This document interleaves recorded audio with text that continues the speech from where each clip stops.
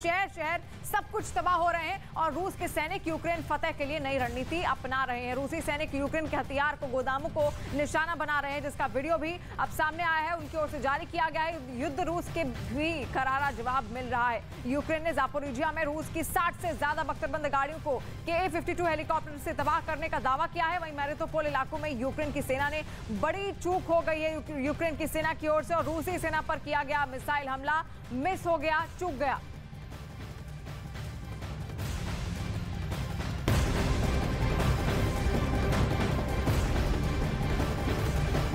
और इसके साथ ही एक बड़ी खबर आपको बता दें, खार्किव में रूस की भारी बमबारी यहां पर दिखाई दी है। खार्किव शहर जो कि यूक्रेन का बेहद महत्वपूर्ण शहर है, जहां पर कई इमारतें तबाह हो चुकी है। रूस की तरफ से एक के बाद एक कई हमले यहां पर किए गए हैं। ये तस्वीर आप देखिए किस तरीके से कई इमारतें एक साथ पूरी तरीके से मलबे के ढेर में तब्दील होती हुई नजर आई। चारों तरफ मलबा ही मलबा बिखरा हुआ है। हालांकि रेस्क्यू ऑपरेशन में लगातार जारी है, क्योंकि बहुत सी ऐसी जिंदगियां हैं जो कि हो सकती है कि इस मलबे के अंदर दबी हुई हो। ऐसे में उन तमाम लोगों को बाहर निकालने के लिए युद्ध स्तर पर रेस्क्यू ऑपरेशन जारी है। खार्किव शहर जहां पर इस वक्त रूस की सेना पूरी तरीके से कब्जा करने के बाद हमले भी जारी रखती हुई नजर आ रही है।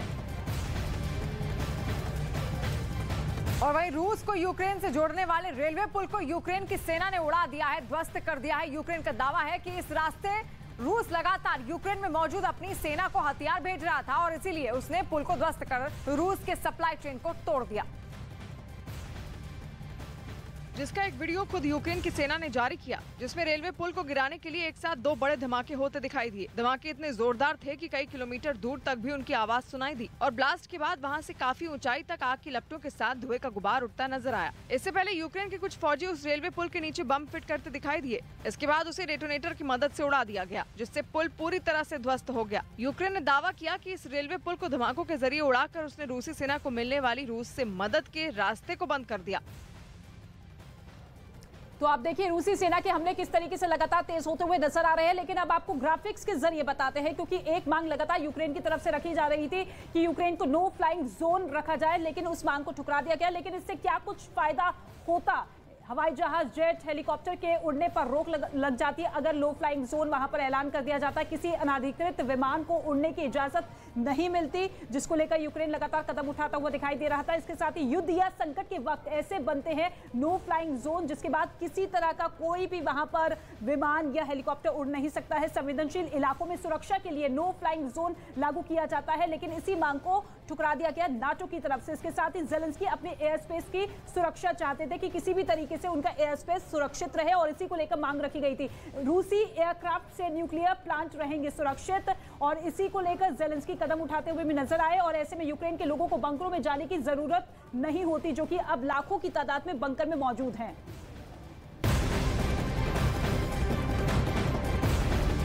और इस बीच एक बड़ी खबर आ रही है, यूक्रेन पर रूसी सेना के हमले अब तेज हो गए हैं। हेलीकॉप्टर से यूक्रेनी सेना पर हमला लगातार किया जा रहा है। रूस ने हमले का वीडियो बाकायदा जारी किया है और हमले में यूक्रेन को भारी नुकसान हुआ है।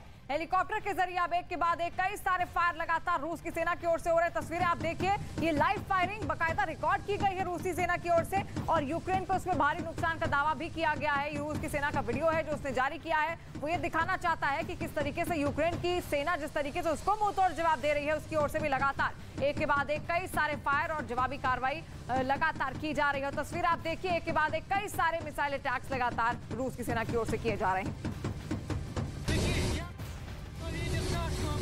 जिनमें एक वीडियो में रूस के एक सैन्य ठिकाने पर रात के वक्त भारी बमबारी होती दिखाई दी, जिसके बाद वहां से आग के शोले और धुएं का गुबार उठता साफ नजर आया। इतना ही नहीं, वहां का एक बड़ा हिस्सा पूरी तरह आग की लपटों में घिरा दिखाई दिया। यूक्रेन का दावा है कि इस जवाबी हमले में रूसी सेना के हथियारों का गोदाम जलकर राख हो गया। वहीं एक दूसरे वीडियो में एक रूसी टैंक जलता हुआ दिखाई दिया, जबकि लड़ाई में तैनात हो चुके कुछ रूसी टैंक वहाँ वीरान पड़े नजर आए। दावा किया गया कि वहाँ हुई सीधी जंग में रूस के सैनिकों को यूक्रेन के फौजियों ने मात दे दी, जिसके बाद वो लोग टैंक छोड़कर भाग गए। जिसमें एक तस्वीर डोनेट्स्क की बताई गई। दावा है कि यूक्रेन की सेना ने वहां के एक इलाके को विद्रोहियों के कब्जे से छुड़ाने के लिए उसे सुरक्षा दे रहे रूसी सैनिकों के ठिकाने पर बमबारी की।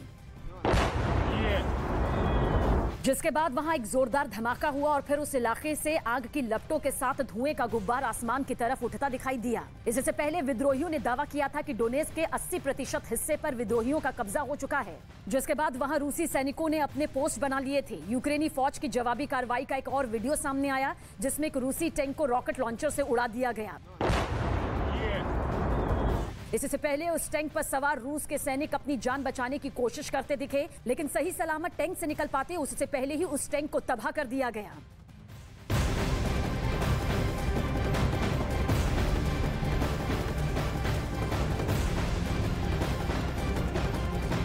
और इस वक्त एक बड़ी खबर आपको बता दें, रूस यूक्रेन युद्ध से जुड़ी हुई बड़ी खबर सामने आ रही है, जहां पर रूसी हमले में मारे जाने का बड़ा दावा यहां पर किया गया है कि इस हमले में 40 जो यूक्रेनी सैनिक है वो मारे गए हैं। मिकोलाइव में ये मारे जाने का दावा यहां पर रूस की तरफ से किया गया है। यही वो तस्वीर है जहां पर लगातार हमले तेज होते हुए रूसी सेना की नजर आ रहे हैं और ऐसे में बड़ा दावा रूस की तरफ से ये किया गया है कि 40 यूक्रेनी सैनिक ढेर कर दिए हैं, उन्हें मार दिया गया है। इसके साथ ही कई दावे भी यूक्रेन की तरफ से किए गए हैं कि किस तरीके से युद्ध भूमि में उन्हें नुकसान पे नुकसान पहुंचाया जा रहा है और ऐसे में 40 से ज्यादा सैनिक जिन्हें ढेर करने का दावा अब रूस करता हुआ नजर आ रहा है मिकोलाइव में। तो लगातार तस्वीरें आप देख रहे हैं किस तरीके से भीषण तबाही लगातार जारी है यूक्रेन में और इनका इस्तेमाल रूस की सेना ने पहली बार किसी युद्ध में नहीं किया है, जो करीब 12,000 किलोमीटर प्रति घंटे की रफ्तार से उड़ान भर सकती है और ये रफ्तार इतनी ज्यादा होती है कि किसी को भी संभलने का मौका तक नहीं मिलता और एयर डिफेंस सिस्टम के रडार भी गज्जे खा जाते हैं। और यही नहीं, इतनी तेज रफ्तार से उड़ते हुए ये हवा में अपनी दिशा भी बदल सकती हैं और इसी वजह से हाइपरसोनिक मिसाइल डिफेंस सिस्टम तक को चकमा दे सकती हैं और वो इसे भेद भी नहीं सकते। इसके साथ ही इस मिसाइल के जरिए करीब 2000 किलोमीटर की दूरी से दुश्मन के ठिकाने पर परमाणु हथियार भी गिराए जा सकते हैं और मिसाइल ना भेदी जाएगी और ऊपर से परमाणु हथियार भी लेकर चलेगी। मतलब ये कि यूक्रेन के खिलाफ जंग में रूस के लिए एक तरह का ब्रह्मास्त्र ये साबित हो सकती है।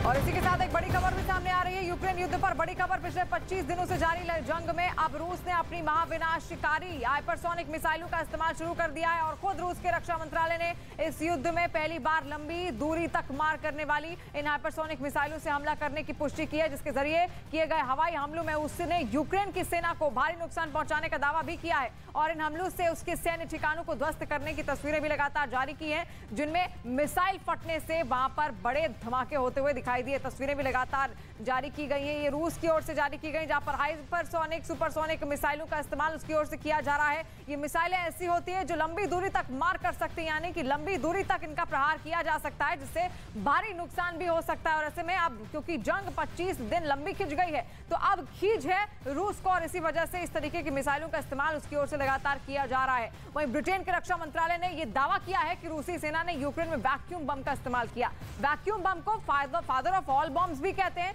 जो रूस के तरकश में सबसे घातक हथियारों में से एक है, जिसके इस्तेमाल के बाद एक बड़ा इलाका मलबे के ढेर में बदल जाता है, जिंदगी का नामो निशान खत्म हो जाता है। यही वजह है कि फादर ऑफ ऑल बॉम्ब्स को रूस का ब्रह्मास्त्र भी कहा जाता है। ये एक ऐसा खतरनाक TOS-1 मल्टीपल रॉकेट लॉन्चर है जिसके फटने के बाद तबाही आ जाती है। आग छोड़ते ताबड़तोड़ रॉकेटों की ऐसी बरसात जिसे देखकर दिल की धड़कनें तक थम जाएं। कुछ रोज पहले ही यूक्रेन ने यह दावा किया था कि रूस ने खार्किव शहर के एयरबेस को इसी बम से निशाना बनाया था